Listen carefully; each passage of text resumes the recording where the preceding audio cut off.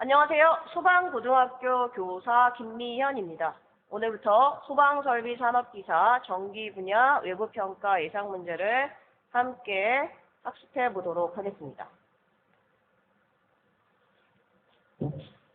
여러분들 교재 첫 번째 페이지 모의고사 1회를 같이 보도록 하겠습니다. 1번 문제. 다음 설명이 옳으면 O, 틀리면 X에 해당하는 번호를 선택하시오. 경계구역 문제가 되겠습니다. 특정 소방 대상물 중 화재 신호를 발신, 보내는 것이 되겠죠. 그 신호를 수신, 받는 것이 됩니다. 유효하게 제어할 수 있는 구역이다 라고 했는데 답은 맞죠? 맞기 때문에 1번이 되겠습니다. 경계구역이라는 것은 화재 신호를 수신하고 유효하게 제어할 수 있는 공간을 의미하는데 이 경계구역을 우리가 정할 때 아래 그림을 여러분들이 기억을 꼭 하셔야 됩니다. 건물이 이와 같이 A, B 받을 경우에는 경계구역을 달리 1, 2 두 개의 경계구역으로 설정을 합니다. 두 번째 그림 보시면은 같은 건물인데 1층, 2층 층이 다른 경우가 있습니다. 이 경우에도 마찬가지 경계구역을 1, 2 두 개로 경계구역을 설정을 합니다. 그런데 1층과 2층의 면적의 합이 200, 300이면 500이 안 되죠. 500제곱미터 이하인 경우에는 한 개의 경계구역으로 설정할 수 있습니다. 따라서 예외 조건이 있다는 걸 여러분들이 기억을 해주시면 됩니다. 세 번째 그림의 경우에는 하나의 경계구역은 600제곱미터 이하로 설정을 해야 되고 가로, 세로 한 변의 길이는 50m 이하입니다. 이 두 가지 조건을 만족을 해야 되고 예외 조건이 하나가 있습니다. 예외 조건. 예를 들어서 태권도 체육관 가보셨죠, 다들? 태권도 체육관. 주 출입문이 있는데 주 출입문에 들어가게 되면 이 공간이 다 보입니다. 즉, 출입구에서 그 내부 전체가 보이는 경우, 이 경우에는 1000제곱미터 이하를 하나의 경계구역으로 할 수 있다는 겁니다. 그래서 예외 기준은 600이 아니라 1000제곱미터 이하로 할 수 있는 예외 기준이 있다. 출입구에서 내부 전체가 보이는 경우이다. 라고 여러분들이 세 가지를 꼭 기억하시면 되겠습니다. 자, 2번 문제 같이 풀어보도록 하겠습니다. 하나의 경계구역의 면적은 600제곱미터 이하. 위에서 살펴봤죠. 세 번째 그림. 한 변의 길이는 50m 이하로 할 것. 맞죠? 다만 태권도 체육관처럼 주된 출입구에서 내부 전체가 보이는 것에 있어서는 한 변의 길이가 50m 범위 이 조건은 만족을 해야 되고 1000제곱미터로 할 수 있다. 근데 뒤에가 중요합니다. 이상이 맞습니까? 아니죠. 말이 안 되죠. 이상이 아니라 이하. 그래서 여러분들이 답을 2번으로 체크해 주시면 되겠습니다. 근데 경계구역에서는 이하, 이하 이상은 없습니다. 그래서 여러분들이 이하도 같이 꼭 기억을 하시기 바랍니다. 다음은 3번 문제를 보도록 하겠습니다. 3번 문제는 자동화재 탐지 설비의 설치 대상에 대해서 맞게 연결하시오 라고 되어 있죠. 해설 부분 보도록 하겠습니다. 자동화재 탐지 설비를 우리는 약칭으로 뭐라고 하죠? 그렇죠. 자탐 설비라고 합니다. 말 그대로 자동으로 화재를 탐지할 수 있게 해주는 설비를 의미합니다. 이러한 자동화재 탐지 설비를 설치해야 되는 대상과 기준이 정해져 있습니다.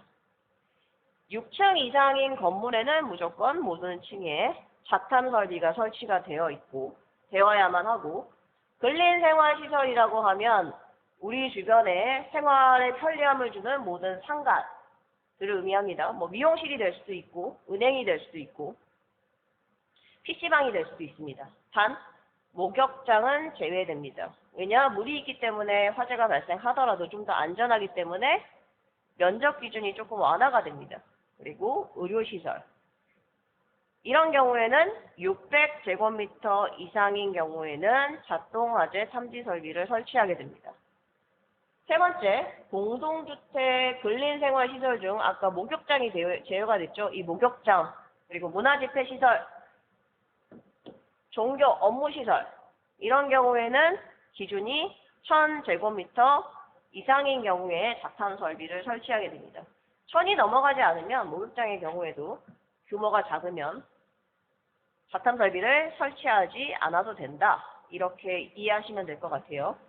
교육 연구시설, 수련시설, 동물, 식물 관련 시설, 교정, 군사, 묘지 관련 시설 이러한 시설들은 모두 2000 이상인 경우에만 자동화재 삼지 설비를 설치한다라고 여러분들이 기억을 하시면 될 것 같습니다.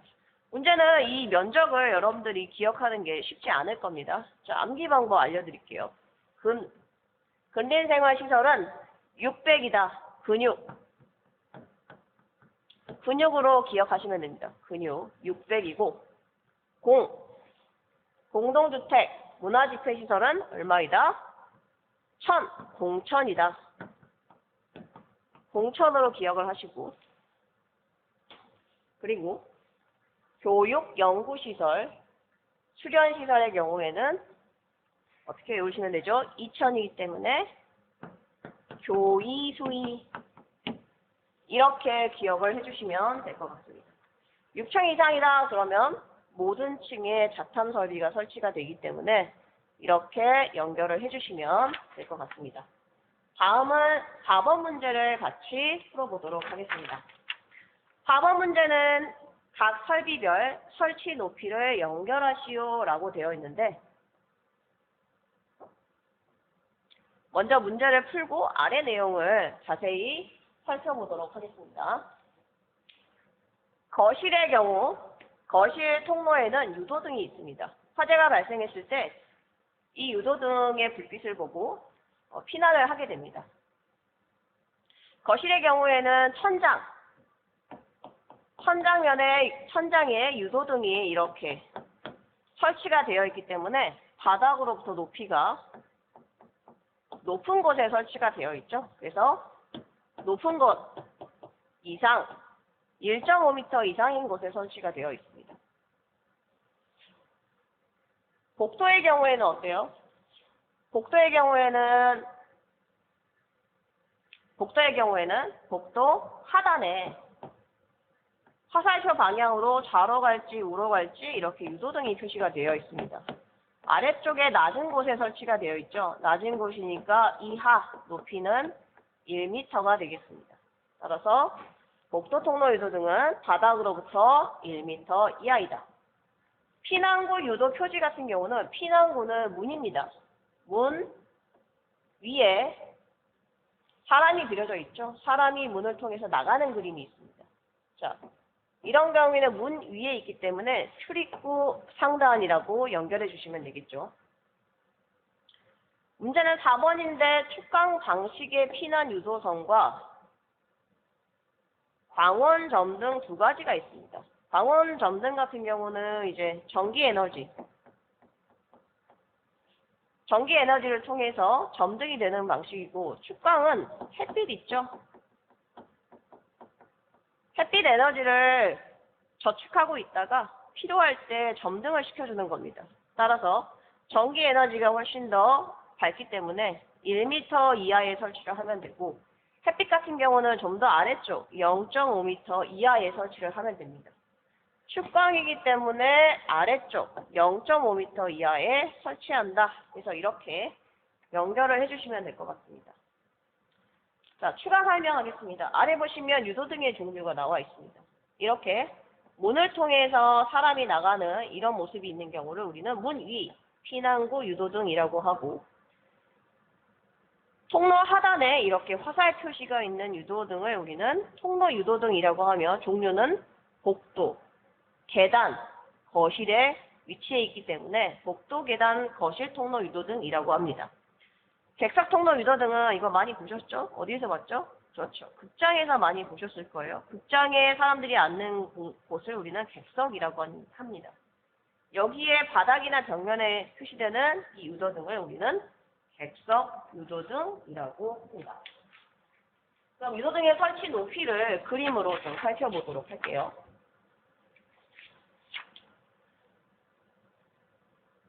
자, 유도등의 설치 높이가 이와 같이 그림으로 이렇게 볼 수 있는데, 좌측 상단에 있는 이 유도등을 우리 뭐라고 할까요? 이 유도등을 우리는, 그렇죠, 복도 통로 유도등이라고 합니다. 유도등이 지금 두 개가 설치되어 있는데 이 사이 거리는 20m입니다. 즉 보행거리 20m마다 설치를 하고 낮은 곳이기 때문에 1m 이하에 설치를 하게 됩니다. 계단도 마찬가지입니다.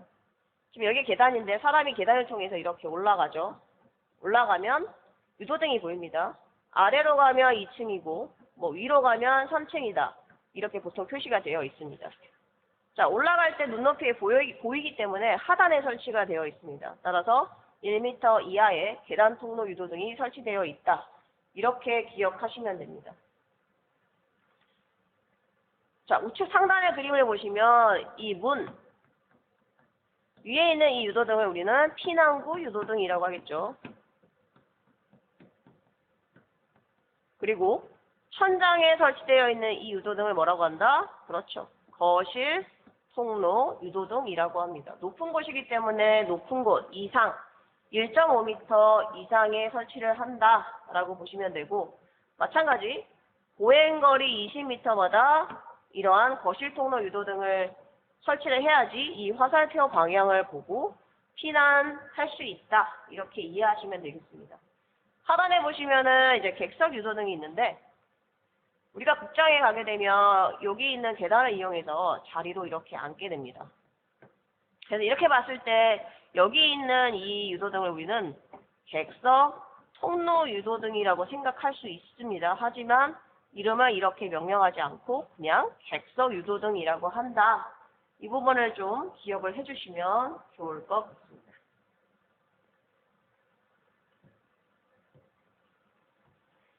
다음은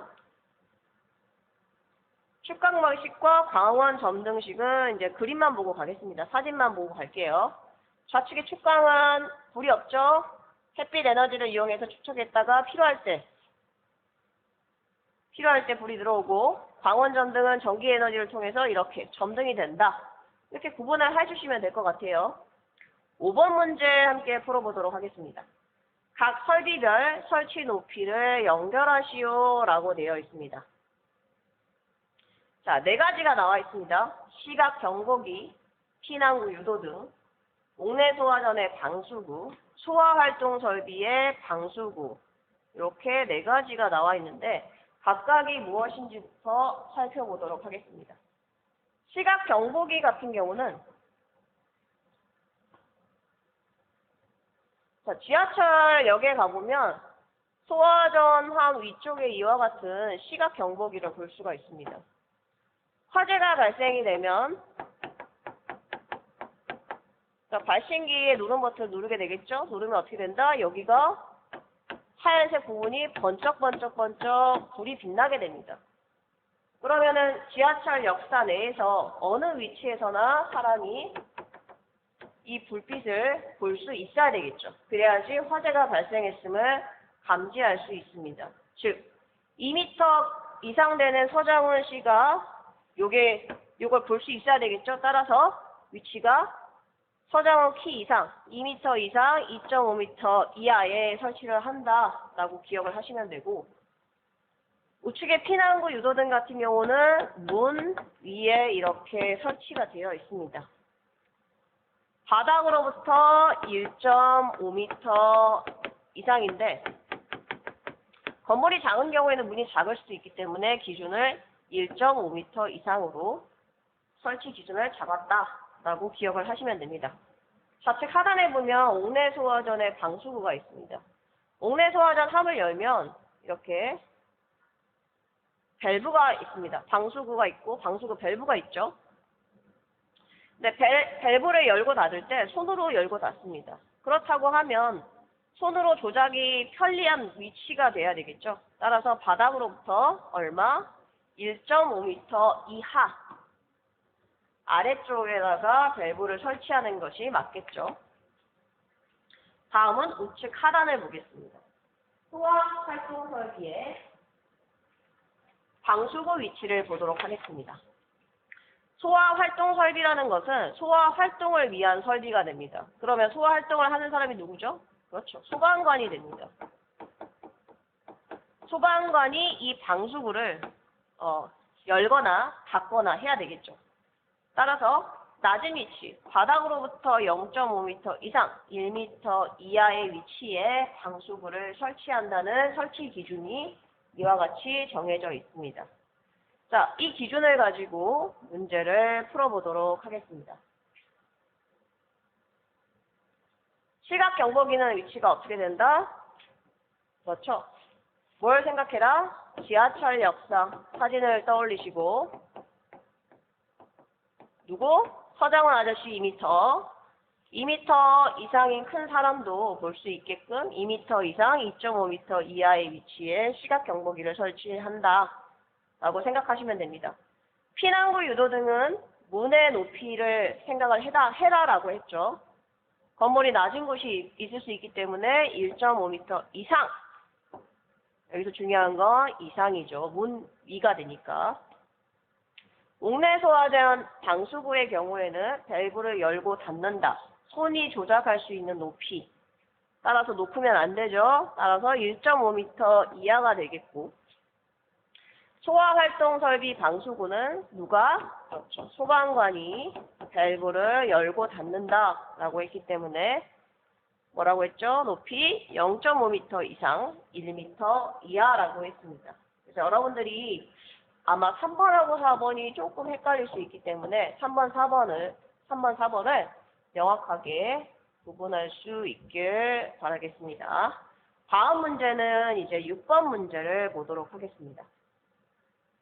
6번 문제는 자동화재 탐지 설비의 설치 대상에 대한 설명이 되겠습니다. 아까 잠깐 외웠었죠? 아까 외울 때 어떻게 외웠었죠? 그렇죠. 근육 이렇게 외우라고 했죠. 근린생활시설은 600제곱미터 이상이다. 여기에 의료시설도 포함이 되어 있습니다. 공은 뭐랬죠? 공동주택, 공천. 공동주택은 1000제곱미터 이상인 경우에 자탐 설비를 설치해야 된다. 그리고 마지막 교육연구시설, 수련시설, 교의수의 이렇게 암기하라고 했죠. 자, 문제를 보도록 하겠습니다. 옳지 않은 것은 근육 맞네요. 공천 맞죠. 공동주택에는 업무시설도 같이 들어있습니다. 그래서 공동주택과 업무시설은 1000제곱미터이다. 의료시설은 근린생활시설과 같은 시설이죠. 600제곱미터가 되겠습니다. 맞죠? 답은 3번. 7번 문제 보도록 할게요. 발신기와 전화통화가 가능한 수신기는 몇 층 이상의 특정 소방 대상물에 설치하는가? 이렇게 나와 있는데 발신기하고 수신기 사이에는 전화통화가 가능해야 된다. 이렇게 되는데 지금은 전화통화가 가능할 필요가 없죠. 왜냐하면 다들 휴대전화가 있기 때문에 필요가 없지만 예전에 전화가 없었을 때는 발신기와 수신기 간에 통화가 가능했어야 됩니다. 이때 몇 층을 기준으로 설치하냐 마냐 이 문제가 됩니다. 그래서 외우실 때는 발사 이렇게 기억을 해주면 될 것 같습니다. 발사. 그래서 4층 잘 기억이 안 나면 외우실 때 발사 전사 총을 발사하며 전사한다. 이렇게 연결지어서 발사, 전사, 4층 이렇게 기억을 하면 오래 기억할 수 있지 않을까 생각이 됩니다. 다음은 8번 문제 같이 보도록 하겠습니다. 8번 문제는 자동화재 탐지 설비의 감지기 회로의 전로 저항에 대해서 물어봤는데 감지기 회로의 전로 저항 값을 얼마로 해야 되는지에 대해서 묻는 문제가 되겠습니다. 감지기 회로의 전로 저항 값은 답은 55입니다. 감지기는 50이다. 감이 오네. 감지기가 작동이 되면 감이 오네. 5가 5, 55 이렇게 이어서 기억을 하시면 될 것 같아요. 자, 그렇다면 전로 저항이 무엇인지에 대해서 보도록 하죠.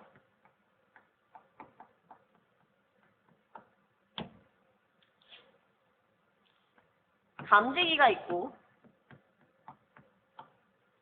수신기가 있습니다. 감지기가 열이나 연기를 감지하게 되면 수신기 쪽으로 신호를 보내겠죠. 자, 신호를 보낼 때 이 선을 우리는 이 전선을 전로라고 합니다. 전기가 지나가는 로, 길이다라고 보시면 됩니다. 근데 전류가 이렇게 흐를 때 저항이 너무 크면 수신기로 신호가 가지 못합니다. 따라서 이 저항값을 제한을 해야 됩니다. 효율적으로 감지기의 신호가 수신기로 갈 수 있게끔 제한을 해야 되는데 그 전로 저항값을 얼마로 설정한다? 그렇죠. 50옴 이하가 되도록 한다라고 법에 규정이 되어 있습니다. 따라서 여러분들이 이 8번 문제를 기억하실 때는 어떻게 한다? 감이 오네 50옴으로 이렇게 암기를 해주시면 좋을 것 같습니다. 그 밖에 중요한 해설 부분에 중요한 부분 몇 가지만 보고 갈게요. 4번에 보시면 감지기 사이의 회로는 송배전식, 보내기 방식으로 합니다. 보내기식, 송배전식이다. 그리고 5번에 보시면은 전로와 대지 사이 배선 상호 간에는 절연저항, 전기가 흐르지 못하도록 절연을 시켜야 된다. 이때 절연저항 값은 얼마이다? 직류 250V 절연저항 측정기를 사용해서 얼마? 0.1메가옴 이상으로 한다라고 되어 있습니다. 그래서 여러분들이 0.1메가옴도 숫자를 꼭 기억하시기 바랍니다. 9번 문제 같이 보겠습니다. 음향장치에 대해서 나와 있습니다. 그러면 자탐 설비에서 음향장치가 무엇일까요? 음향장치에는 두 가지만 여러분들이 기억을 하시면 됩니다. 두 가지가 있습니다. 경종의 종류는 어떤 경종이 있다? 그렇죠. 주경종과 지구경종이 있죠. 주경종은 수신기 직근에 있는 겁니다. 수신기 안에 있을 수 있고 근방에 있을 수 있고, 지구경종은 경계구역에 있는 겁니다. 근데 이 경종은 일정 소리, 일정 크기 이상이 돼야지 사람들이 소리를 들을 수 있겠죠.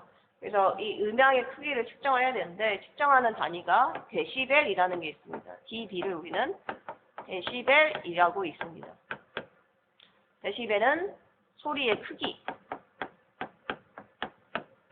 크기라고 생각하시면 됩니다. 그런데 경종이 있을 때 경종 가까이에 가면 소리가 크고 멀리 떨어지면 소리가 당연히 작겠죠. 그래서 거리 기준이 필요합니다. 그래서 거리 기준이 얼마이다? 1m이다. 1m 거리에서 그렇죠. 90dB 이상이 돼야 된다라는 규정을 정해놨습니다. 9번의 답은 2번이 되겠습니다. 다음은 10번 문제를 같이 풀어보도록 하겠습니다. 10번 문제. 연기 감지기는 벽 또는 도로부터 몇 미터 이상 떨어진 곳에 설치해야 되냐라고 물어봤습니다. 즉 연기를 감지하는 기구는 벽에 붙어 있으면 안 된다는 뜻이 되겠죠. 연기 감지기의 설치 기준 아래 4가지 볼게요.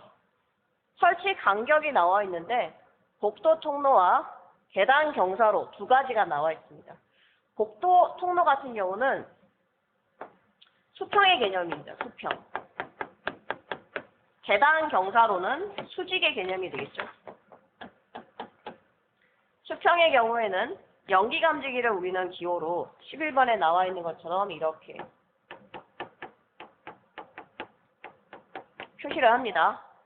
즉 네모를 그리고 줄을 하나 긋고 가운데 S, 스모크의 약자가 되겠죠. 이렇게 생긴 게 우리는 연기감지기라고 합니다. 근데 이 연기감지기와 연기감지기는 몇 미터? 그렇죠. 30m마다 하나씩 설치를 하게 됩니다. 그런데 수직적인 개념인 계단 경사로에는 연기감지기를 어떻게 설치하냐면 몇 미터마다? 15m마다 하나씩 설치를 합니다. 그런데 가로 부분에 보시면은 3종인 경우에는 기준이 다르죠. 3종인 경우에는 수평에서는 20m마다 하나씩 1, 2종에 비해서 3종은 성능이 떨어지기 때문에 조금 촘촘하게 설치를 해야 되겠죠. 그리고 수직의 개념에서는 몇 미터? 3종인 경우에는 그렇죠. 10m마다 하나씩 설치한다. 이런 의미가 되겠습니다. 자, 숫자를 잘 보시면 30과 15는 어떻다? 절반이다. 2분의 1. 20과 10도 마찬가지 절반이다. 2분의 1. 그래서 수평과 수직은 절반 차이가 난다. 거리에 있어서 이렇게 보시면 됩니다. 이번의 내용은 출입구랑 가까운 곳에 설치한다라는 내용이 되겠고 3번의 내용은 배기구랑 가까운 곳에 연기감지기랑 설치한다라는 것이고 4번의 경우는 벽이 있다면 이 벽으로부터 최소한 얼마를 띄어라? 얼마? 그렇죠. 0.6m 이상 거리를 띄워서 설치해라 라는 것이 되겠죠. 답은 4번 0.6m가 되겠습니다. 11번 문제 같이 보도록 하겠습니다. 연기감지기의 도시기호에 대해서 물어봤는데 연기감지기의 종류에는 이게 기본 도시기호가 되겠고 이렇게 세 가지를 보시면 됩니다. I라고 적혀져 있는 거는 이온의 약자입니다. 이온식 감지기. A라고 붙어 있는 거는 아날로그의 약자겠죠. 아날로그 방식. 그리고 P라고 붙어 있는 거는 스탑. S를 또 쓰면 안 되기 때문에 P를 쓴 겁니다. 스탑. 그래서 스포트형 감지기라고 보시면 됩니다. 11번 문제에서 물어본 건 이온화식에 대해서 물어봤기 때문에 답은 2번이 되겠습니다. 다음은 12번 문제에 대해서 보도록 하겠습니다. 수신기의 설치 기준으로 옳지 않은 것은? 이라고 물어봤습니다. 수신기의 설치 기준에는 첫 번째, 상시 사람이 근무하고 있는 장소, 학교로 치자면 당직실이 되겠죠. 학교 본관 1층 당직실에는 수신기가 설치가 되어 있고 그 수신기 옆에는 코팅지에 경계구역 일람표가 되어 있습니다. 즉 경계구역이 10개가 있다라고 했을 때 이 각각의 경계구역의 위치 1층인지 뭐 3층인지 어떤 층인지 그리고 어떤 공간인지에 대해서 나와 있는 경계구역 일람표를 비치를 해야 됩니다. 수신기의 음향기구 두 번째, 지구경종, 주경종은 다른 소음들과 구별이 돼야겠죠. 세 번째, 수신기는 감지기, 중계기 또는 발신기가 작동하는 경계구역을 표시해 주어야 되며 그리고 화재가스, 전기등과 설비와 연동이 돼야 됩니다. 다섯 번째의 경우에는 이 수신기의 조작 스위치를 누를 때 높이가 0.8m 이상 1.5m 이하, 이 숫자 굉장히 중요해요. 꼭 암기해 주시기 바랍니다. 인 장소에 설치해야 되는데 0.8, 1.5 외우기 어렵죠? 외우실 때는 815 광복절 이렇게 외워주시면 조금 기억에 잘 나실 것 같아요. 그리고 마지막으로 2개 이상의 수신기가 있다라고 하면 상호 간의 통화가 가능해야 된다. 이런 의미가 되겠습니다. 자, 옳지 않은 것 보도록 할게요. 상시 사람 근무, 경계구역 일람도. 맞죠? 2개 이상 수신기가 있다. 상호 간 동시통화가 가능해야 된다. 맞죠? 높이가 0.8에서 1.5, 815 왕복절 생각하라 그랬죠? 815 맞죠? 음향기구는 지구경종, 주경종이죠. 경종 같은 경우는 소음등과 구별할 수 없는 구별해야 되겠죠. 따라서 답은 4번이 되겠습니다. 다음은 13번 문제 보도록 할게요. 13번 문제는 비화재보 우려가 있는 장소에 대해서 물어보았습니다. 그럼 여러분들이 비화재보의 개념에 대해서 먼저 알아야 되겠죠? 비화재보라는 것은 화재가 아닌 요인, 예를 들어서 담배 연기 같은 경우가 있을 수 있습니다. 담배 연기나 먼지가 될 수도 있어요. 이런 거는 화재가 아니죠. 그런데 이러한 것들로 인해서 소방설비가 작동이 되고 경보가 발생이 되는 현상을 우리는 비화재보라고 합니다. 근데 이 비화재보 우려가 있는 장소가 정해져 있습니다. 암기 방법은 무지한 사공이 인삼을 먹으면 화재가 오릅니다. 라고 여러분들이 기억을 해주시면 좋을 것 같아요. 이때 무지한 사공이라는 것은 무창층 지하층, 즉 환기가 잘 되지 않는 곳이 되겠죠.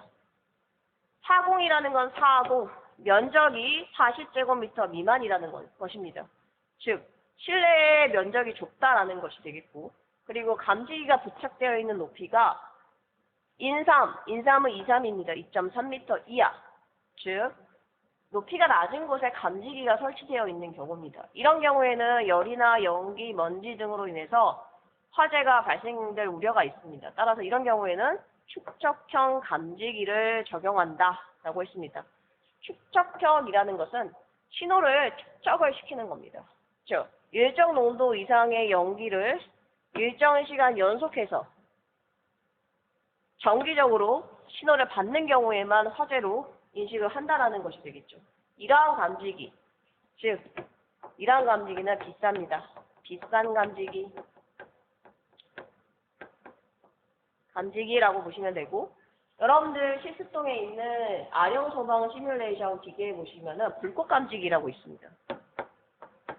불꽃 감지기. 7층 5층 안전과 사무실 앞에도 불꽃 감지기가 있죠.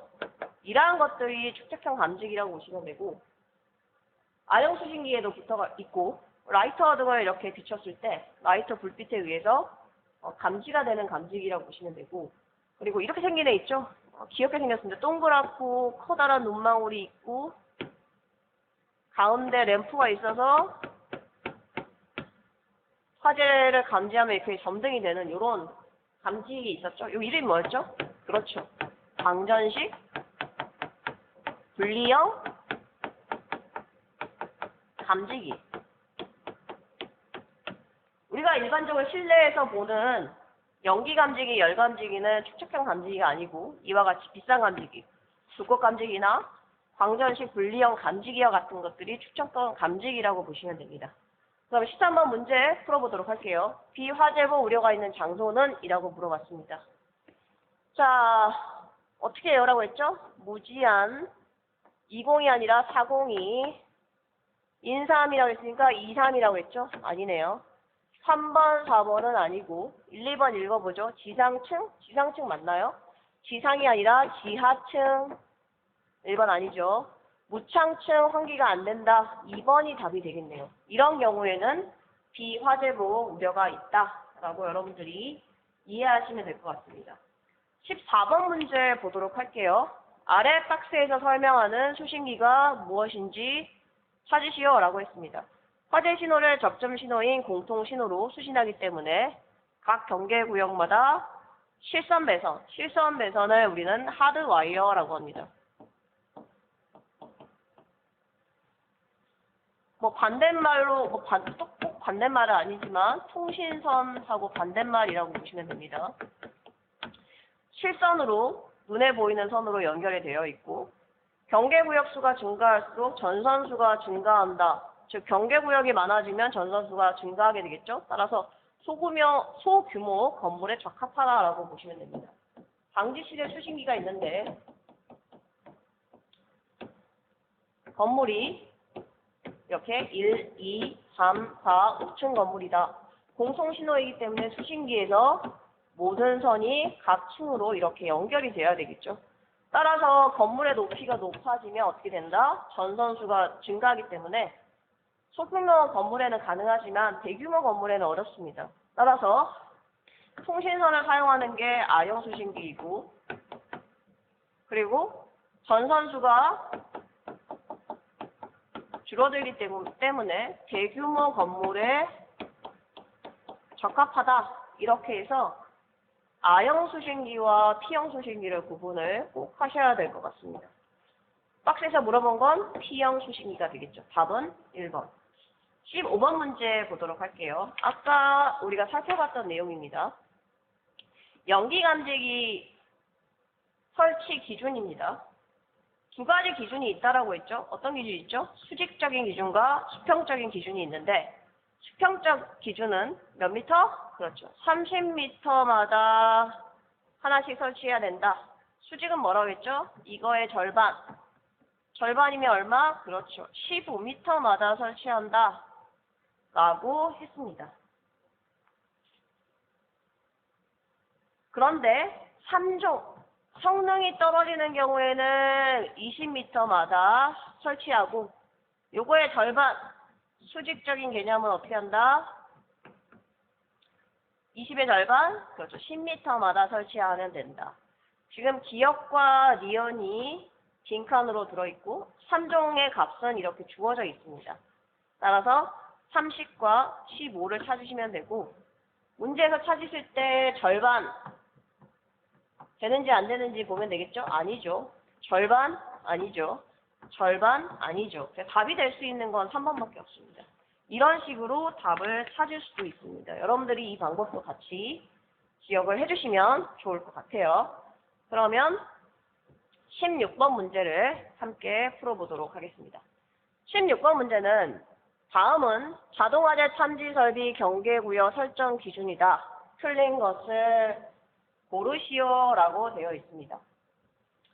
자, 경계구역의 개념 물어보는 문제는 여러분들이 그림으로 기억을 좀 하시라고 이렇게 설명을 했습니다. 첫 번째 그림을 먼저 보도록 할게요. 건물이 다르면 1, 2 경계구역을 달리한다. 하나의 건물이더라도 1층, 2층, 층이 다르면 두 개의 경계구역으로 나눈다. 하지만 합쳐서 500 이하가 되면 하나로 볼 수 있다. 라고 했습니다. 그리고 경계구역의 면적은 600제곱미터로 하고 이하로 하고 가로 세로의 길이는 50m 이하로 한다라고 했습니다. 단 태권도 체육관처럼 주 출입구에서 내부 전체가 보이는 경우 어떻게 한다? 그렇죠. 1000제곱미터 이하를 하나의 경계구역으로 한다라고 했습니다. 마지막 설명 안 한 게 있습니다. 지하구라는 게 있는데, 지하구라는 것은 전기선들이 예전에 도시들을 보면은 전기선들이 이렇게 전선으로 이렇게 연결되어 있었죠. 그리고 이 전선에 선을 따서 가정으로 전기를 이렇게 보냈습니다.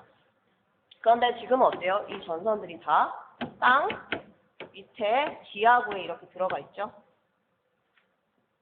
그래서 지하구라는 것은 통신이나 전기나 가스 등을 지하 공간에 수용한 시설물이라고 보시면 되고, 이때 경계구역을 나눌 때 길이로 나눕니다. 몇 미터? 700m마다 하나의 경계구역으로 설정을 합니다. 여러분들이 700m를 기억을 해주시면 될 것 같습니다. 그러면 문제를 풀어보도록 하죠. 틀린 것이라고 물어봤습니다. 하나의 경계구역이 2 이상의 층이 다르면 달리한다. 2개 이상의 건축물이 다르면 경계구역을 달리한다. 면적은 600제곱미터 이상, 길이는 50m 이하. 이상 맞나요? 이상 아니라고 했죠? 어떻게 한다? 이하가 되겠죠. 이상이면 600 넘어가는 건 다 하나로 잡을 수 있다는 말이 되기 때문에 말이 맞지 않죠. 답은 3번. 지하구는 얼마? 그렇죠. 700m 이하로 한다 라고 되어 있습니다. 17번 문제 아래 보도록 하죠. 경계구역에 관한 내용 중 가로 안에 알맞은 것은 외기에 면하여라고 했는데 외기가 뭘까요? 외기. 외기. 외는 바깥, 밖에, 기는 공기가 되겠죠. 밖에 공기랑 접촉이 된다. 라고 했는데 이러한 곳이 어디입니까? 차고, 주차장, 창고. 차고 같은 경우는 어때요? 이렇게 세 면은 막혀 있지만 한 면이 뚫려 있어서 셔터를 이용해서 셔터가 열리면 차가 이렇게 들어오겠죠. 그러면 여기 외기와 접하는 부분은 일정 부분을 경계구역으로 보지 않는다 라는 뜻입니다. 즉 이 부분을 제외하고 이 부분만 경계구역으로 본다. 그렇다면 이 부분을 과연 얼마로 설정해야 되냐, 이런 의미가 되겠습니다. 답은 5m 미만이 되겠습니다. 5m 미만의 범위에 대해서는 어떻게 한다? 경계구역으로 설정하지 않는다. 이렇게 보시면 되겠습니다. 답은 2번이 되겠습니다. 18번 문제. 자동화재 탐지 설비에 감지기를 설치한 경우 경계구역은 소화설비 방사구역과 동일하게 설정할 수 있는 것끼리 짝지은 것은? 이라고 물어봤습니다. 즉, 소방설비 방사구역이 경계구역이 될 수 있는 설비가 무엇인지에 대해서 물어봤습니다. 자동으로 소화설비를 작동시킬 수 있는 것은 경계구역으로 볼 수 있습니다. 방사구역과 경계구역을 같다라고 볼 수 있습니다. 따라서 자동 소화설비를 찾아주시면 됩니다. 옥내나 옥외 소화전 설비는 수동 설비가 되겠죠. 따라서 스프링클러와 물 분무 등 소화 설비와 같은 자동화재 소화 설비가 방사구역이 경계구역과 일치한다. 이렇게 여러분들이 기억을 해주시면 될 것 같습니다. 암기하실 때는 뭐 스물스물 이렇게 스물스물 이렇게 기억을 해주시면 좋을 것 같습니다. 19번 문제는 지하구의 최소 경계구역에 대해서 물어봤습니다. 경계구역의 숫자를 구해야 되는데 지하구가 뭐라고 했죠? 지하구가 뭐라고 했습니까? 지하구라는 것은 통신이나 전기나 가스 등을 지하 공간에 수용할 수 있는 시설물이라고 했습니다. 기준은 700m마다 설치할 수 있다라고 했기 때문에 전체 길이를 구해주시면 됩니다. 여기 하나가 빠져 있는데 이쪽 수직 길이가 700입니다. 700에다가 800에다가 1400을 넣으면 전체 길이가 됩니다.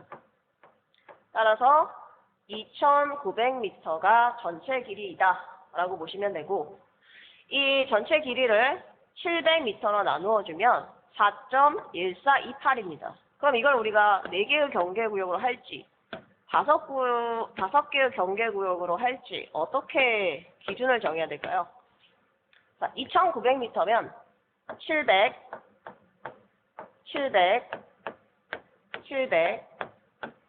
700이 4개 있죠? 7, 4, 28. 2800m입니다. 따라서 700m마다 하나, 둘, 셋, 넷. 4개의 경계구역을 만들어줘야 되고, 문제는 나머지 100m. 이 부분에 대한 사각지대가 발생할 수 있습니다. 따라서 이 부분도 커버해 줄 수 있는 경계구역이 필요하다. 그래서 한 개를 추가해야 되겠죠. 따라서 소수점 이하의 부분은 어떻게 한다? 절상한다. 4개가 아닌 5개의 경계구역으로 설정해야지 사각지대가 발생하지 않는다라고 여러분들이 이해하시면 될 것 같습니다. 답은 3번이 되겠습니다. 20번 문제 보도록 하겠습니다. 20번 문제는 아래 표를 여러분들이 꼭 숙지를 하셔야 되겠죠. 부착 높이가 6m이다 라고 했으니까 두 번째에 해당이 되고, 내화 구조라고 했습니다. 종류는 정원식 스포트형 감지기 특종이라고 했습니다. 정원식 특종이라고 했습니다. 그럼 교체하는 부분의 면적의 값이 35이다. 그래서 기준 면적이 얼마? 35제곱미터이다. 즉 35제곱미터마다 한 개 이상 감지기를 설치해야 된다라고 이해하시면 됩니다. 답은 2번이 되겠습니다. 21번 문제를 보도록 하겠습니다. 주요 구조물을 내화 구조로 한 특정 소방 대상물의 바닥 면적이 주어져 있습니다. 그리고 조건을 보고 감지기의 기준 개수를 구하면 되는 문제가 되겠습니다. 그러면 조건에 따른 표에서 찾아보도록 하죠. 기준 면적을. 바닥 면적이 370이라고 했고 부착 높이는 4.5이기 때문에 4m 이상 8m 미만에 해당이 되고 보상식 스포트형 1종이라고 했습니다. 보상식, 차보 여기에 해당이 되죠. 1종. 그리고 앞쪽에 내화 구조라고 했습니다. 그러면 교차하는 점의 기준 면적은 45가 되겠습니다. 따라서 370 바닥 면적을 45 기준 면적으로 나누어주면 계산기를 두드려 주시면 8.22가 되겠죠. 이런 경우에는 소수점 이하에 있는 이 부분까지 사각지대가 발생되지 않아야 되기 때문에 어떻게 한다? 상한다, 올려준다. 따라서 8개가 아니라 9개, 최소 9개의 감지기를 설치해야 된다. 답은 4번이 되겠습니다. 22번 문제 보도록 하겠습니다. 실내 면적이 30제곱미터라고 했습니다. 비화재범 우려가 있는 장소, 암기했었죠? 무지한 사공이 인삼을 먹으면, 사공이 인삼을 먹으면 이랬습니다. 40제곱미터 미만 2.3m 이하인 장소의 경우에는 어떻다? 비화재보가 발생할 수 있다라고 했습니다. 그러면 실내 면적 30제곱미터는 여기 40제곱미터 미만에 해당되기 때문에 비화재보 우려가 있다. 우려가 있다라고 판단을 할 수도 있고 따라서 어떠한 감지기를 설치해야 된다? 그렇죠. 축적형 감지기를 설치해야 된다. 라고 했습니다. 그럼 이러한 축적형 감지기에는 어떠한 것들이 있는지 여러분들이 숙지를 해야 되겠죠? 축적형 감지기는 기본적으로 비싼 감지기라고 보시면 됩니다. 그리고 넓은 일국소가 아닌 넓은 공간을 감지할 수 있는 감지기라고 생각하시면 됩니다.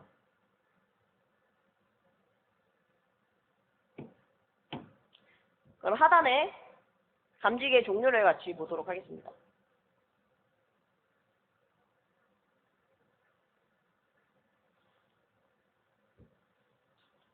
불꽃 감지기, 정원식 감지선형, 분포형, 복합형, 광전식 분리형, 아날로그 방식, 다신호 방식의 감지기, 축적 방식의 감지기 이렇게 8가지가 있습니다.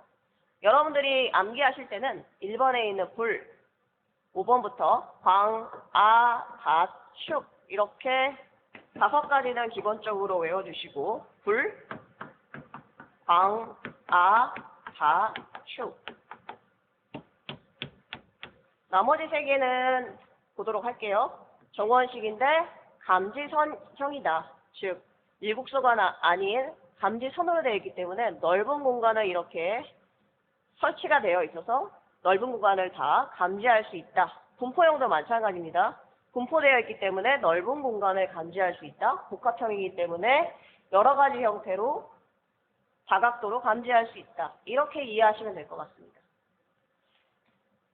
자, 그러면 보기에서 아닌 것을 찾아보도록 할게요. 불꽃 감지기 맞죠? 차동식 분포형. 한 포인트가 스팟이 아니라 넓은 공간을 감지할 수 있기 때문에 맞죠? 복합형. 다양한 방식으로 감지할 수 있겠죠? 4번. 이온화식은 일반 감지기라고 보시면 되겠습니다. 이온화식 감지기는 연기 감지기의 종류의 하나라고 보시면 됩니다. 다음은 23번 문제를 보도록 하겠습니다. 23번 문제는 아래에 표가 있는데 표가 굉장히 복잡합니다. 암기하지 마시고 부분 정도만 하시면 답을 찾을 수 있을 거라고 생각이 됩니다. 그러면 밑에 내용을 살펴보도록 할게요. 부착 높이에 따라서 감지기의 종류가 달라지는데 높이가 높아질수록 감지할 수 있는 방법이 틀려집니다. 첫 번째, 4m 미만인 경우와 4m 이상 8m 미만인 경우, 그리고 8m 이상과 15m 미만인 경우 세 가지 경우를 살펴보시면 감지기의 종류는 네 가지입니다. 열, 연기, 복합, 물본. 복합은 열과 연기를 같이 복합적으로 감지한다. 이렇게 이해하시면 될 것 같습니다. 마찬가지 두 가지 경우에도 감지기의 종류는 똑같습니다. 근데 이 감지기 중에 세세한 감지기, 다양한 종류가 있겠죠? 이 부분을 보시면 됩니다. 4m보다 4m 이상 8m 미만인 경우에는 감지기의 성능이 월등해야 되겠죠? 4m보다 4m 이상 8m 미만인 경우에는 성능이 월등해야 됩니다. 따라서 숫자가 보이실 겁니다. 정원식의 경우에는 종류가 없죠. 하지만 4m 이상 8m 미만인 경우에는 정원식은 특정 일종 성능이 좋은 감지기를 써야 되고, 마찬가지 연기 감지기도 종류는 똑같지만 이온화식, 광전식 모두 1종, 2종의 감지기를 이렇게 사용해야 된다, 설치해야 된다라고 여러분들 이해하시면 될 것 같습니다. 8m 이상 15m 미만인 경우에는 첫 번째 열 감지기를 자세히 살펴보시면 됩니다. 앞에 두 경우에는 차동, 보상, 정원식 모두 쓰이지만 높이가 높은 경우에는 차동식 분포형만 효과가 있다. 그래서 여러분들이 이 부분, 차동식 분포형만 효과가 있다. 이 부분을 꼭 기억해 주시기 바랍니다. 이 부분을 기억하시고 문제를 같이 풀어보도록 할게요. 부착 높이가 10m 이상이라고 했으니까 어디에 해당이 됩니까? 그렇죠. 8m 이상과 15m 미만에 해당이 되겠죠.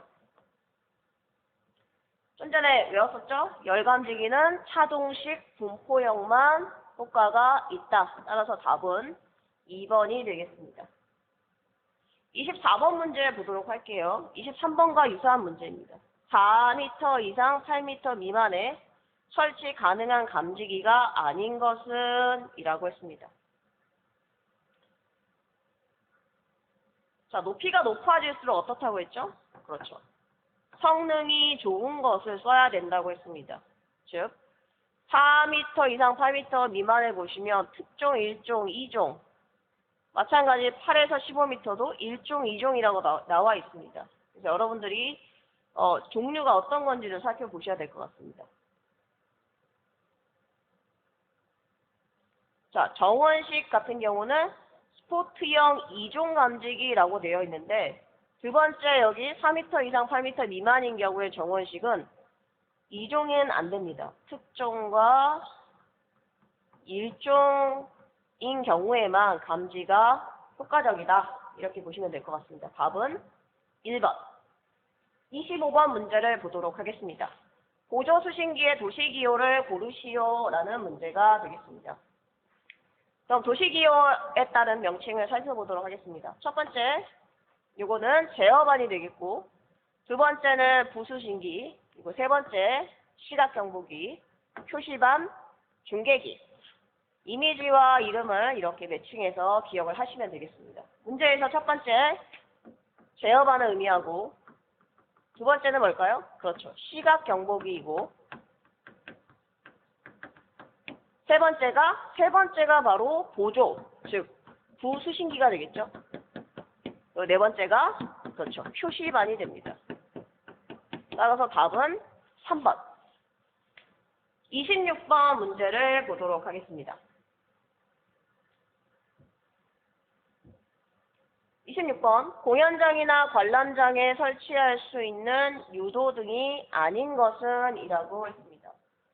공연장이나 관람장 같은 경우는 어때요? 사람들이 많이 모이는 장소입니다. 사람이 많이 모이는 장소고, 사람이 앉는 장소를 우리는 객석이라고 합니다. 객석. 따라서 요 개념을 가지고 아래 표를 보도록 하겠습니다. 설치 장소에 따라서 유도등과 유도 표지의 종류가 달라지는데 공연장, 집회장, 그리고 운동 시설 같은 경우는 여러 명의 사람들이 앉을 수 있는 객석이 있습니다. 그리고 공연장은 넓기 때문에 피난구 유도등의 크기가 굉장히 커야 되겠죠. 그래서 피난구 유도등의 크기가 큰 걸 우리는 대형, 중간 사이즈를 중형, 작은 사이즈를 소형, 음식 사이즈 대중소로 이렇게 생각하시면 될 것 같아요. 따라서 이러한 장소에 쓰이는 유도등의 종류는 대통객석, 대통객석이라고 여러분들 기억하시면 됩니다. 대형 피난구 유도등이 필요하고 통로 유도등과 객석 유도등이 필요하다. 이렇게 보시면 됩니다.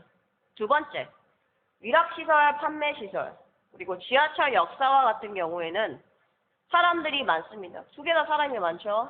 사람이 많고 공간이 넓죠. 넓기 때문에 당연히 대형 피난구 유도등이 필요하고 통로 유도등이 필요합니다. 하지만 사람이 앉아있을 필요는 없겠죠. 그래서 대통만 있으면 됩니다. 대통.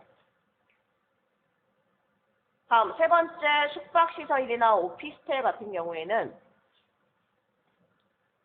중통, 이렇게 중형 피난구 유도등과 통로 유도등이 필요하고, 마지막 근린생활시설, 우리 주변에 있는 대부분의 상가, 그리고 노유자 시설, 노인 어린이 시설, 이러한 시설들, 그리고 업무시설 같은 경우에는 소통, 소형 피난구 유도등과 통로 유도등이 필요하다. 그래서 대통, 중통, 소통 이렇게 차례대로 암기해 주시면 되겠습니다. 그럼 26번 문제를 풀어볼게요. 아닌 것. 공연장 관람장이니까 어떻게 한다? 대통, 객석이다. 대통, 객석. 답이 아닌 것은 2번이 되겠죠. 27번 문제. 피난구 유도등은 어떤 색상으로 표시해야 되는가? 라고 물어봤습니다. 여러분들이 피난구를 보신 적이 있을 거예요. 문이 있고, 문이 있죠. 문 위에 이렇게 피난구 유도등이 있습니다. 그러면은 문 내 사람이 이렇게 빠져나가는 이런 그림으로 되어 있죠. 근데 이 문이 무슨 색? 초록색 문에 흰색 부분으로 나가는 것처럼 보입니다. 따라서 녹색 바탕에 백색 문자로 되어 있다라고 기억을 해주시면 됩니다. 그런데 통로 유도등 같은 경우는 백색 바탕에 녹색 문자로 되어 있기 때문에 이런 경우는 이제 통로 유도등에 해당이 됩니다. 통로 유도등. 시험 문제에는 이와 같이 1번과 2번을 비교하는 문제가 자주 출제되기 때문에 여러분들이 이 부분을 기억하시면 될 것 같습니다. 다음 문제 보도록 하겠습니다. 28번 문제. 통로 유도등의 종류가 아닌 건 물어봤습니다. 앞에서 피난구 유도등은 초록색 문에 하얀색 부분으로 사람이 나가고 있다라고 해서 녹색 바탕에 백색 문자, 통로 유도등 같은 경우는 흰색 바탕에 이렇게 초록색 문자로 되어 있다 설명을 드렸고, 이 통로 유도등은 복도와 계단과 거실에 설치가 되어 있습니다. 복도와 계단과 거실에 설치가 되어 있다. 하지만 객석 유도등을 보시면 객석에도 통로가 있습니다. 하지만 이것을 우리는 객석 통로 유도등이라고 부르진 않습니다. 답은 2번. 29번 문제 보도록 하겠습니다. 계단 통로 유도등의 설치 높이에 대해서 물어봤습니다. 계단이라고 하면 어떻게 생겼죠? 계단이면 이거죠. 계단이면 이겁니다.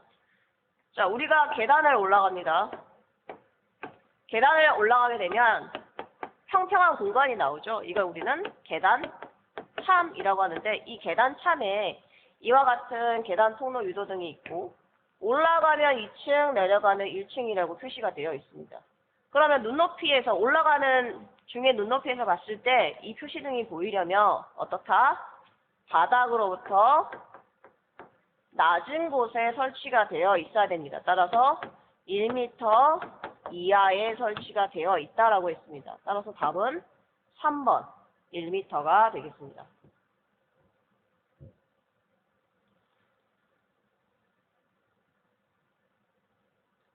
다음은 30번 문제를 보도록 하겠습니다.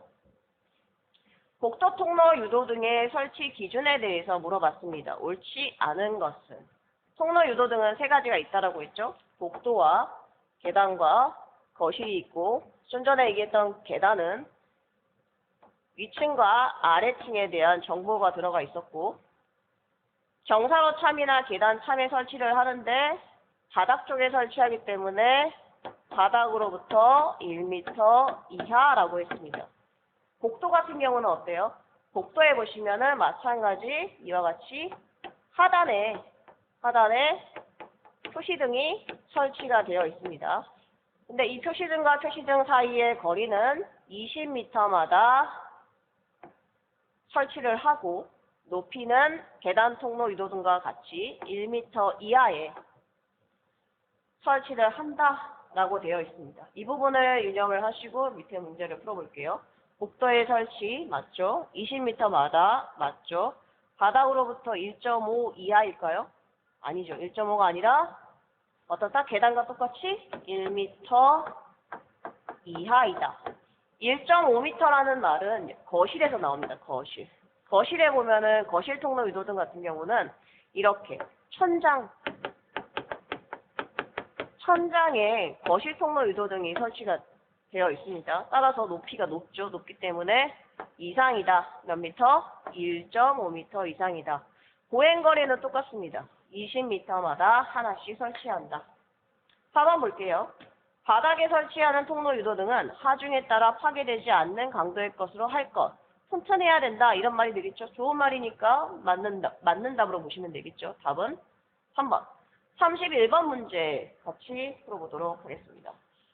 기창 높이에 따른 면적별 열 감지기의 바닥 면적을 기재하시오라고 했는데 이 바닥 면적은 여러분들이 표 자체를 외워야 된다라고 얘기했습니다. 어떻게 외우라고 했죠? 아래 해설을 보면 차동식과 보상식은 어차피 같습니다. 기준이. 정원식은 따로 특종, 1종, 2종으로 구분해서 하셔야 되겠죠? 그래서 여러분들이 차동과 보상이 같다라는 걸 기억을 하시고 외우실 때는 9, 7, 6, 2를 먼저 기억을 하셔야 됩니다. 9, 7, 6, 2. 9, 7, 그 다음에 6, 2 이렇게 9, 7, 7, 6, 2 그래서 공을 붙여보겠습니다. 자, 두 개는 같으니까 똑같이 100개 쓰시면 되겠죠? 이렇게 똑같이 쓰시면 됩니다.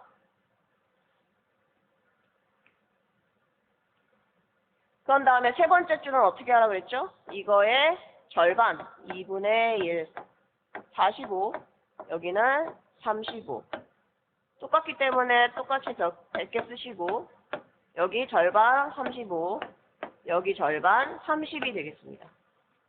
옆에 두 칸은 존재하지 않습니다. 기준이 없기 때문에 빈칸으로 채워주시고 다음 두 번째 줄 할 텐데 여기는 아래 위가 똑같습니다. 그 30이 들어가는 부분이 여기 하나 더 있죠. 네 번째 첫 번째 칸 그리고 여기 30 밑에 15 이거는 먼저 기억을 하시고 두 번째 칸 해보도록 할게요. 두 번째 칸은 아래 값에서 어떻게 한다? 더하기 5를 한다. 그럼 50 여기는 40 똑같이 쓰시고 더하면 40이 되겠죠. 이렇게 채워 넣어주시면 됩니다. 아래 칸은 어떻게 합니까? 빼기 10을 합니다. 10을 빼시면 됩니다. 그럼 얼마죠? 25 똑같이 쓰시면 되겠죠. 빼면 25 이렇게 해서 표를 채워주시면 됩니다. 다음은 32번 문제를 같이 풀어보도록 하겠습니다. 32번 문제는 이제 도시기호를 그리라는 문제가 되겠습니다. 다음 명칭에 알맞는 도시기호를 기재하시오라고 되어 있는데 이게 굉장히 여러분들이 보시기에는 헷갈릴 겁니다. 차동식이 있고 차동식이 이렇게 생겼죠? 보상식이 있고, 이렇게 생겼죠? 정원식이 있습니다. 자, 이걸 어떻게 외우냐면, 자, 차는 한 줄, 두 줄, 두 줄이죠? 한 줄, 두 줄. 고는 수평이 한 줄, 두 줄, 세 줄이죠? 한 줄, 두 줄, 세 줄. 정 같은 경우는 한 줄만 있죠? 한 줄. 이렇게 하시면 조금 구분하기 쉽지 않을까요? 다시 한번 해볼까요? 차는 한 줄, 두 줄. 한 줄, 두 줄 해서 그려주시고, 정은 한 줄 그리고 그려주시고, 고는 한 줄, 두 줄, 세 줄, 한 줄, 두 줄, 세 줄 긋고 그려주시고, 이렇게 그려주시면 될 것 같습니다. 연기감지기 볼게요. 연기감지기는 사각형을 그리시고, 줄을 하나 그은 다음에 가운데에다가 S, S가 스모크, 연기의 약자가 되겠죠. 이렇게 해서 연기감지기까지 그려주시면 되겠습니다. 33번 문제 보도록 할게요. 자탐 설비의 경계구역의 수를 산정하라고 했습니다. 자, 경계구역을 우리가 정할 때 기준값이 얼마였죠? 면적이 600제곱미터였습니다.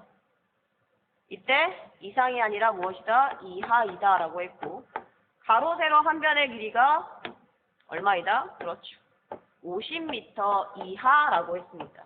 이 두 가지 조건을 기억을 하시고 보도록 할게요. 먼저 길이 조건 6m, 10, 30은 50m 이하가 되지만 60m를 보시면 어때요? 50을 초과하죠.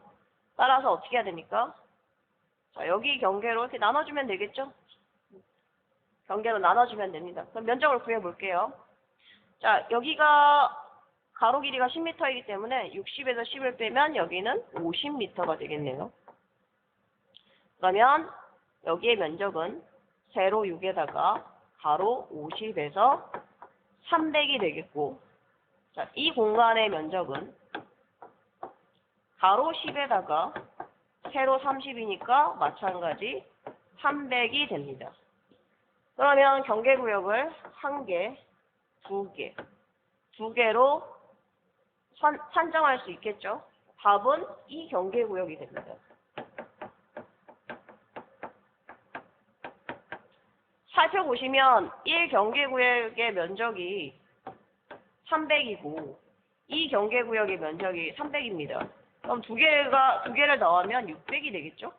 그러면 언뜻 보기에 600제곱미터 이하에 해당이 되기 때문에 한 개라고 볼 수 있겠지만, 조건에 보시면은 가로 세로가 50m 이하라는 조건이 같이 성립이 되어야 됩니다. 따라서 50을 넘어갈 때는 600 이하이더라도 어떻게 한다? 경계구역을 두 개로 나누어 준다. 이렇게 여러분들이 이 부분을 꼭 숙지해 주시기 바랍니다. 다음 34번 문제를 같이 보도록 하겠습니다. 34번 문제의 경우에는 소방용 배관 배선의 표기를 하시오라고 했는데, 이 부분은 여러분들이 배선의 경우에는 직선 형태로 나타내지만 중간에 알파벳 문자가 들어갑니다. 그래서 이 알파벳 문자가 뭘 의미하는지를 여러분들이 기억을 하시면 될 것 같습니다. 먼저 감지기 배관 배선은 중간에 F라는 글자가 들어갑니다. 라인과 라인 사이에 F라는 글자가 들어가는데, 이 F가 무엇이다? 감지기이기 때문에 뭘 감지하는 거죠? 그렇죠. 화재를 감지하는 거죠. 그래서 fire sensor이다 라고 기억을 하시면 될 것 같고, 이때 이 fire의 앞자 F를 따서 중간에 F를 넣었구나 라고 생각하시면 되겠습니다. 답은 선 두 개를 긋고 어떻게 한다? 가운데 F라고 쓰시면 됩니다. 두 번째, 유도등 배관 배선을 그려볼게요. 유도등의 역할이 뭐죠? 탈출을 시키는 거죠. 탈출을 어디로 합니까? exit로 하죠. 탈출구로 하죠. 그래서 exit의 EX, 이 약자를 따서 중간에 EX가 들어갑니다. 세 번째, 스피커 배관을 볼게요. 스피커 배관 같은 경우는 스피커가 알파벳으로 이렇게 쓰죠. SPEAKER. 그래서 앞글자 S를 따서 중간에 S를 넣어주시면 됩니다. 지중매설 배관의 경우에는 지중매설이라는 것은 지자가 땅 지자입니다. 땅 밑에다가 배관을 넣는다라고 보시면 되고, 이때는 어떻게 한다? 점을 2개 넣어줘야 됩니다. 점을 2개를 넣어준다. 점 2개. 이렇게 기억해 주시면 될 것 같아요. 자, 다음은 35번 문제를 같이 풀어보도록 하겠습니다. 35번 문제는 감지기 부착면과 바닥과의 거리가 2m 미만인 장소에 적응성이 있는 감지기라고 했는데 2m 미만이라고 하면 생각나는 게 있었죠. 어떤 게 있었습니까? 무제한 사공이 40제곱미터, 인삼을 먹어 인삼 2.3, 40제곱미터가 안 되는 경우, 미만인 경우 면적이, 그리고 높이가 2.3m 이하인 경우, 천장이 낮은 경우가 되겠습니다. 그러면 2m 미만이면 2.3m보다 낮은 공간이기 때문에 비화재보 우려가 발생하는 곳입니다. 따라서 어떠한 감지기를 쓴다? 축척형 감지기를 쓰면 되고, 외우실 때는 어떻게 외운다? 불, 광, 아, 자축이라고 쓰시고 뒤에 써주시면 됩니다. 불이 뭐라고 했죠? 불꽃 감지기. 광은 광전식 불리한 감지기. 이거 어떻게 생긴다고 했죠? 동그란데 이렇게 커다란 눈망울이 있고 이마에 불이 빛난다. 이런 식으로 생겼죠? 자, 아는 아날로그 방식, 다는 다신호 방식, 축은 축척 방식 감지기. 해서 이 5가지는 반드시 암기할 수 있도록 해주시기 바랍니다. 36번 문제 보도록 하겠습니다. 지상 15층, 지하 3층인 특정 소방 대상물에서 5층, 1층, 지하 1층에서 화재가 발생했을 때 어느 층에 경보가 울려야 되는지에 대한 문제가 되겠습니다. 자, 이 경우는 우리가 11층 미만인 경우와 11층 이상인 경우를 2개를 구분해서 보셔야 됩니다. 11층 미만이라는 것은 10층 이하 건물인 경우에는 어떻게 한다? 어느 층에서 불이 나더라도 전층 일제히 경보를 한다라고 보시면 되고, 11층 이상이 되는 건물에는 관련 있는 층만 경보를 하면 된다라고 보시면 됩니다.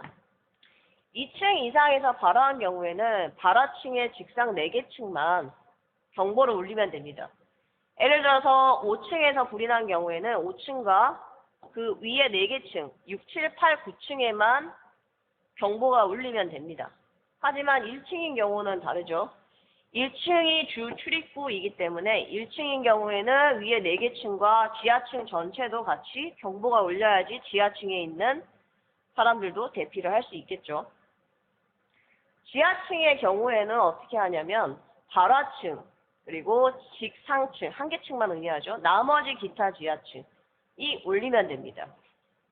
예를 들어서 지하 1층에서 불이 났다라고 하면 그 위층인 1층과 나머지 지하층도 울리면 되겠죠. 이런 부분들을 여러분들이 기억을 하시고 문제를 같이 풀어보도록 할게요. 자, 5층에서 발생이 됐다. 그럼 뭐다? 5, 6, 7, 8, 9. 해당 층과 위에 4개. 맞죠? 1층에서 불이 났다. 라고 하면 답을 어떻게 적는다? 1층하고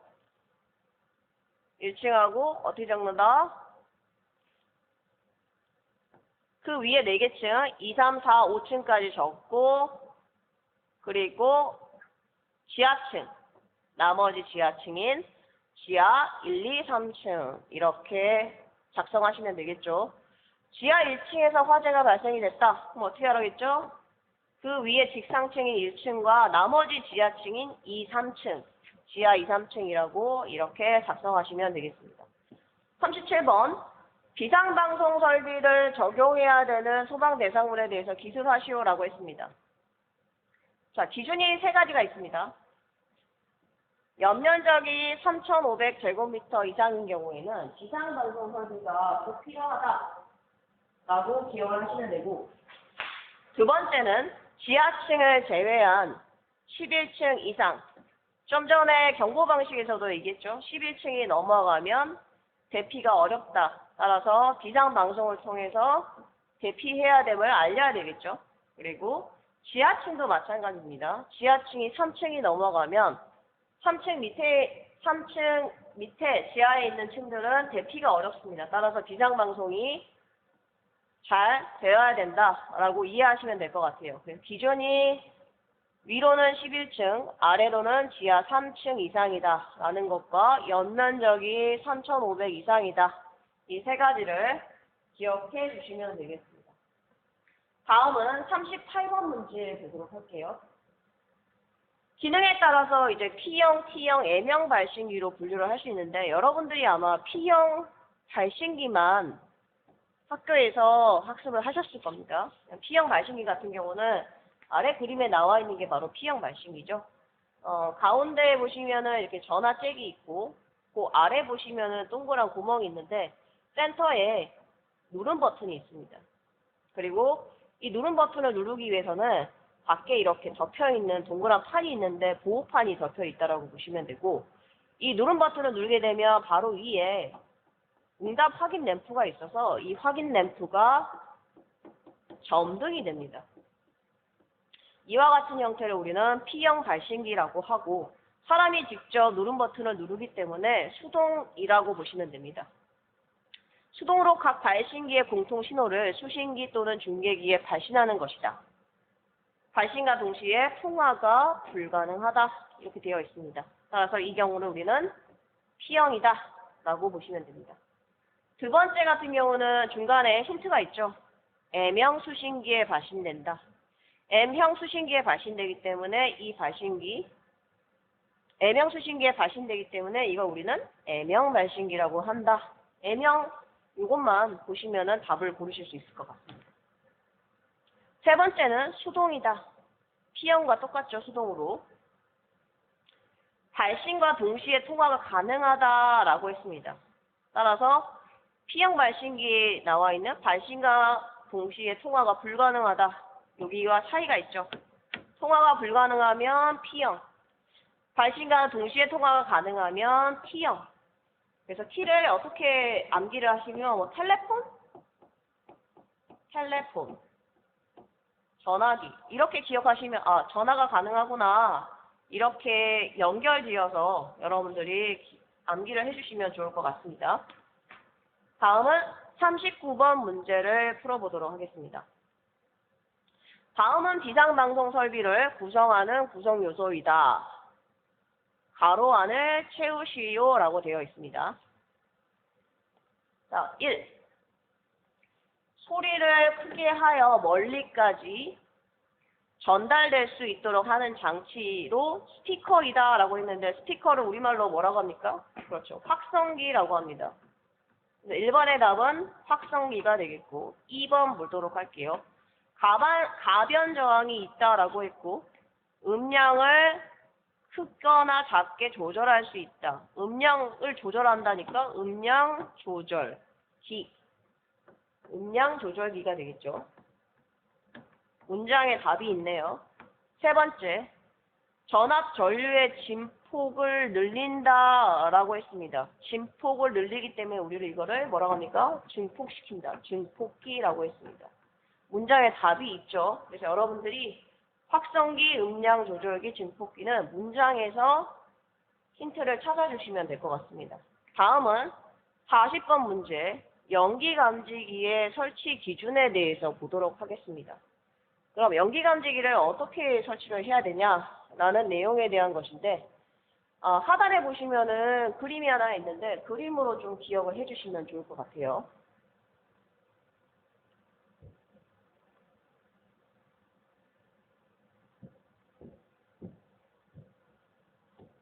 하단에 그림을 보도록 하겠습니다.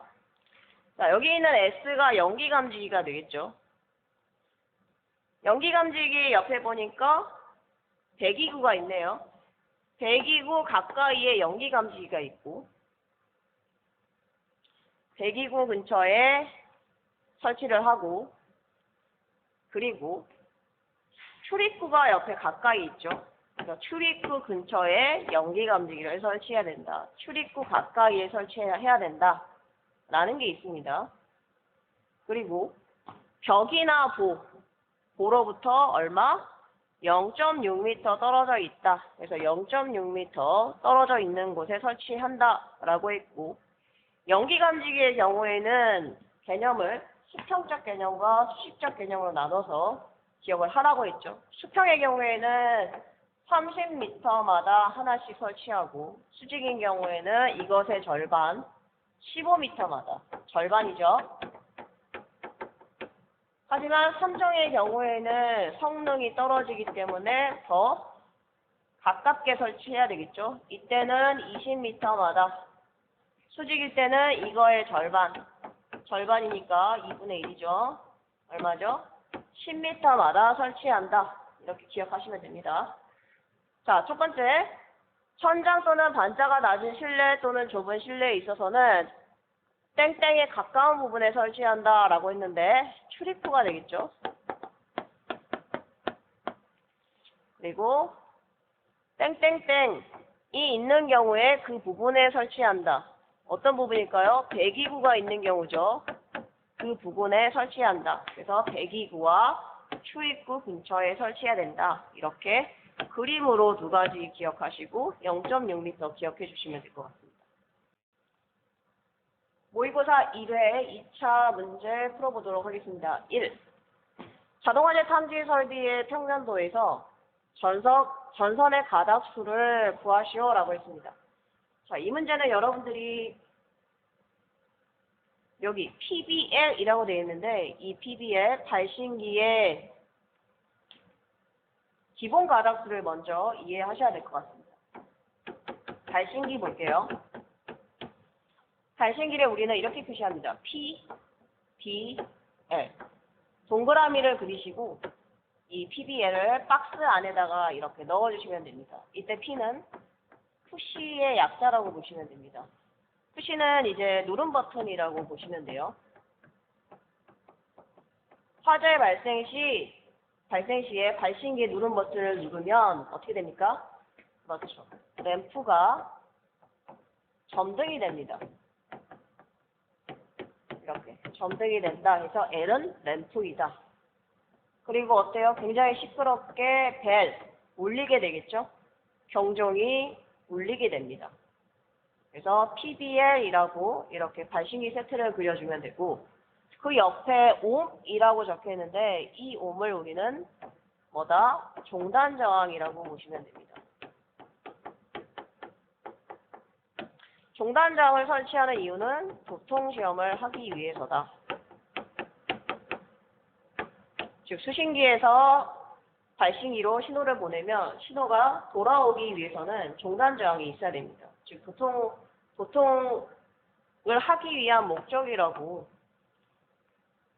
도통 신호가 아니라 도통을 위한 목적이라고 여러분들이 기억하시면 될 것 같습니다. 자, 기본적으로 이 발신기와 수신기, 이 네모가 수신기가 되겠죠.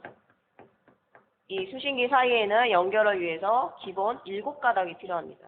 3번 같은 경우는 7가닥이 필요하고 이렇게 4, 3, 4가닥, 3가닥씩 이렇게 그려주시면 됩니다. 즉 7가닥이다. 3번은 7가닥으로 되어 있죠. 이 7개는 뭘 의미하느냐? 기억하셔야 됩니다. 7가닥. 응답선이다. 그리고 지구선이다. 지구선은 회선하고 같은 말입니다. 회선은 뭐 경계구역과 같은 의미고요. 그리고 플러스선이 아닌 플러스선이 있으면 마이너스선도 있어야 되겠죠. 그래서 지구 공통선도 필요합니다. 여기에 플러스선, 여기 마이너스선 이렇게 기억하시면 돼요. 그리고 경종이 있죠. 경종선을 연결을 해야 되고, 그리고 발신기의 위치를 표시하는 표시등이 있죠. 그래서 표시등 선도 연결을 해야 됩니다. 이 두 가지가 플러스 선이라고 하면 마이너스 선도 필요하겠죠. 그래서 경종과 표시등을 하나로 연결합니다. 그걸 우리는 경종 표시등 공통선이라고 합니다. 나머지 발신기 중앙에 전화 잭이 하나 있죠. 그래서 전화선도 연결을 해야 됩니다. 그래서 수신기와 발신기 사이에는 이와 같이 7가닥의 선이 필요하다라고 해서 7가닥을 꼭 기억을 하셔야 되고, 수신기로 가면서 발신기를 만나게 되면 이 발신기의 회선의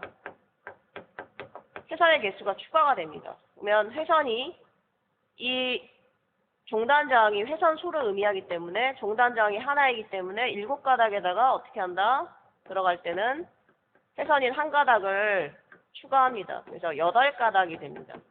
따라서 1번은 하나, 둘, 셋, 넷 해서 8가닥이 된다. 이렇게 보시면 됩니다. 다음은 감지기 보도록 할게요. 감지기에서 2줄이 있는 경우는 뭐라고 했죠? 2줄은 차동식이라고 했습니다. 한 줄은 뭐라고 했죠? 한 줄은 정원식이 되겠고, 세 줄은 뭐라고 했죠? 세 줄은 한 줄, 2줄, 3줄 보상식이다라고 했습니다. 이 경우는 차동식 감지기가 연결이 되어 있고, 이게 루프라고 하죠. 되돌아가는 거죠. 이렇게 루프 형태인 경우에는 전부 다 2가닥으로 보시면 됩니다. 그리고 들어가고 나오는 거는 전부 다 4가닥이라고 기억하시면 됩니다. 4가닥. 선이 2가닥 나가서 플러스 마이너스 나가서 플러스 마이너스 들어오기 때문에 4가닥이다라고 보시면 되고, 8번도 마찬가지 2가닥 나가서 2가닥이 되돌아와야 되기 때문에 8번도 마찬가지 4가닥이 되겠죠. 4번도 마찬가지 송배전식이기 때문에 갖다 들어와야 되므로 4가닥이다. 이렇게 보시면 됩니다. 그래서 루프인 5, 6, 7번 7번만 2가닥이고 나머지는 전부 다 4가닥이다 라고 여러분들이 가닥수를 이렇게 기억해 주시면 될 것 같아요. 다음은 2번 문제 보도록 하겠습니다. 천장 높이가 6m이고 가로 20에 세로 15인 내화 구조의 실에 자동 스포트 감지기 2종을 설치할 경우 감지기 수와 이원화식 감지기 물어봤는데 우리가 이원화식 감지기 표를 외운 적이 없어요. 그래서 이거는 제 생각에는 나오진 않을 것 같긴 하지만 이 경우는 그냥 75제곱미터가 기준 면적이기 때문에 75를 기억을 해주시면 좋을 것 같아요. 일단 차동식 스포트형 2종을 보도록 하겠습니다. 차동식 2종, 그리고 천장 높이가 6m이니까 4에서 8m 사이에 해당이 되고 내화 구조가 되겠죠. 그러면 기준 면적은 35가 됩니다. 자, 면적은 안 주어지고 가로와 세로의 길이가 주어져 있기 때문에 가로 곱하기 세로, 이게 공간의 면적이 되겠죠. 바닥 면적이 됩니다. 이 바닥 면적을 어떻게 한다? 여기서 구한 35 기준 면적으로 나눠주면 됩니다. 나누면 8점 얼마 되겠죠. 그러면 이거 어떻게 하라고 그랬죠? 요 점 이하에 있는 면적, 사각지대가 생길 수 있기 때문에 어떻게 한다? 올려준다, 절상한다라고 했습니다. 따라서 이 경우는 9개의 차동식 스포트형 감지기 2종을 설치하면 되고, 제 생각에는 이원화식 감지기는 나오지는 않을 것 같지만 여기 75만 기억을 하고 문제를 풀어보겠습니다. 마찬가지 바닥 면적을 어떻게 한다? 75로 나눠주면 4개가 됩니다. 그래서 이원화식 감지기 2종의 경우에는 4개만 설치하면 되겠죠. 다음 3번 문제 보도록 할게요. 경계구역의 최소 개수를 구하여라 라고 했습니다. 자, 건물에 보시면 층별로 면적이 달리 되어 있죠. 조건이 하나 주어져 있는데 여러분들이 조건을 주의 깊게 잘 보셔야 됩니다. 1층, 지하 1층입니다. 지하 1층의 주된 출입구에서 그 내부 전체가 보인다 라고 했습니다. 자, 이 경우 뭐라고 설명했죠? 태권도 체육관 기억나시죠? 태권도 체육관 뭐라고 했죠? 주 출입구에서 내부 전체가 다 보인다. 이 경우는 얼마? 1000제곱미터 이하를 하나의 경계구역으로 본다라고 했기 때문에 지하 1층에 있는 700은 600을 넘어가지만 600을 넘어가죠. 그렇지만 어떻다? 1000제곱미터 이하이기 때문에 이거는 한 개의 경계구역으로 본다라고 했고, 길이는 50m이기 때문에 길이 50m 이하니까 이 조건도 충족을 하게 되겠죠. 1층은 600이니까 1개. 2층, 3층 마찬가지 1개, 1개가 되겠죠. 4층, 5층을 잘 보아야 되겠죠. 층이 다르면 각각 경계구역을 달리 해야 되지만 이 두 개의 층의 합이 얼마? 더했을 때 얼마였죠? 200과 300을 더하면 얼마입니까? 그렇죠. 500이죠. 500제곱미터 이하인 경우는 두 개를 한 개의 경계구역으로 설정할 수 있습니다. 따라서 하나, 둘, 셋, 넷, 5개가 되겠죠. 답은 5 경계구역이 되겠습니다. 만약 이 조건, 반이라는 조건이 나와 있지 않으면 어떻게 한다? 이 700을 반으로 쪼개서 몇 개로 한다? 두 개의 경계구역으로 해야 되기 때문에 답은 6 경계구역이 된다. 라고 여러분들이 조건이 있는 경우와 단서가 있는 경우와 그렇지 않는 경우를 구분할 수 있어야 되겠습니다. 다음은 4번 일제 경고 방식으로 경계구역이 5회로이다 라고 했습니다.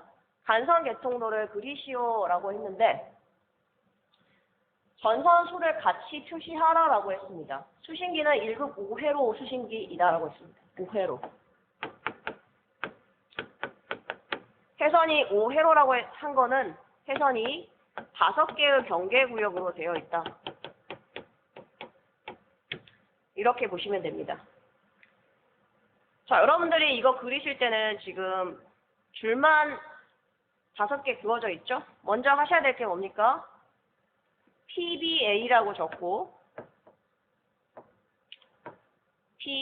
PBL 푸시, 벨, 램프 다시 한번 해볼까요?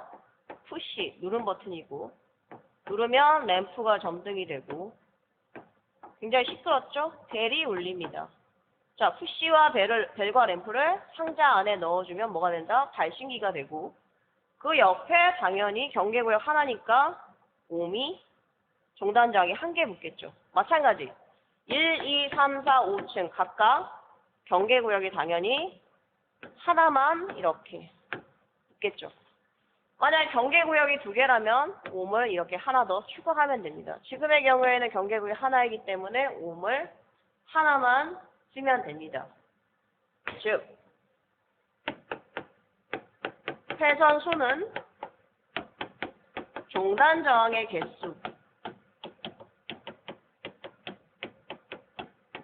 개수로 표시한다라고 기억을 하시면 되겠습니다.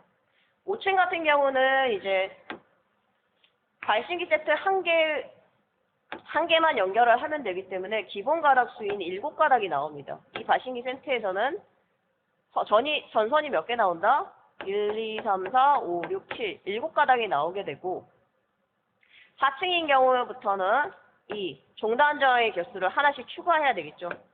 7개 플러스 종단저항은 그렇죠. 8개가 되고 8개 플러스 종단저항 1개는 9개가 되며 9개 플러스 종단저항의 합은 10개가 됩니다.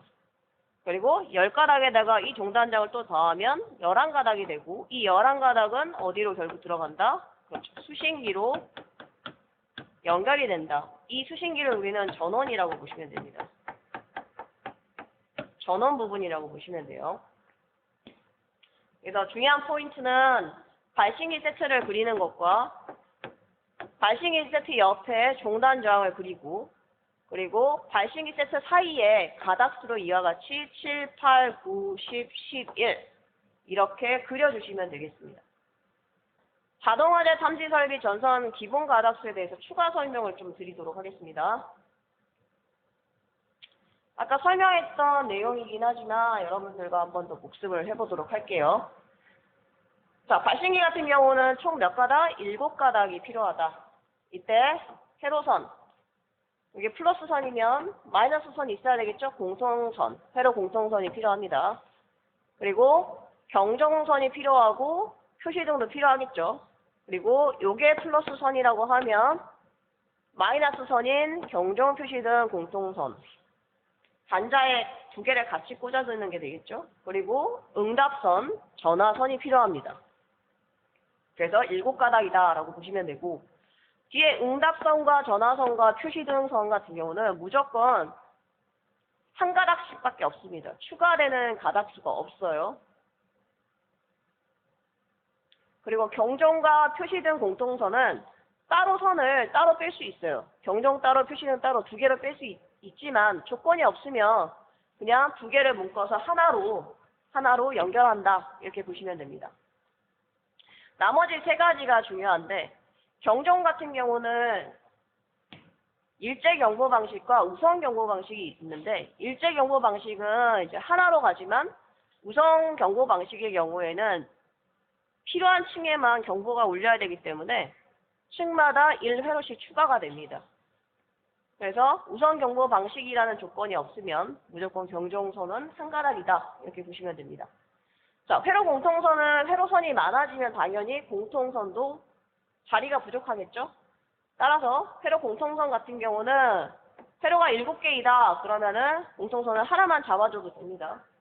근데 7개를 넘어서 8개에서 13개 정도 된다. 그러면은 2개로 잡으셔야 되고 14개가 되면 3개로 공통선을 잡아줘야 된다. 그래서 7이라는 걸 여러분들 기억하시고 7개까지는 이제 공통선을 하나로 잡아도 되지만 그 이상이 되면 공통선의 개수도 추가될 수 있다라는 걸 생각하시면 됩니다. 회로선의 개수는 경계구역마다 1회로가 추가된다라고 했고, 우리가 앞에서 풀었던 문제 같은 경우는 종단저항의 개수로 경계구역의 개수를 추가시켰죠. 1번의 회로선 보면은 표시선, 지구선, 감지기선 다 똑같은 말입니다. 좀 전에 얘기했던 종단저항수가 가닥수에 영향을 미친다. 마찬가지 이 종단저항수는 경계구역 숫자이기도 하고 발신기 세트의 숫자이기도 합니다. 따라서 이 세 가지를 다 더하는 것이 아니라 우선순위가 있는데 종단저항의 숫자로 회선수를 정하는 게 가장 우선시 되며, 그 다음에 이 종단저항이 설치되어 있지 않다라고 했을 때는 경계구역 숫자, 경계구역 숫자를 알 수 없을 때는 발신기 세트의 숫자로 이 회로선을 결정한다, 회로선의 개수를 결정한다라고 여러분들이 생각하시면 될 것 같습니다.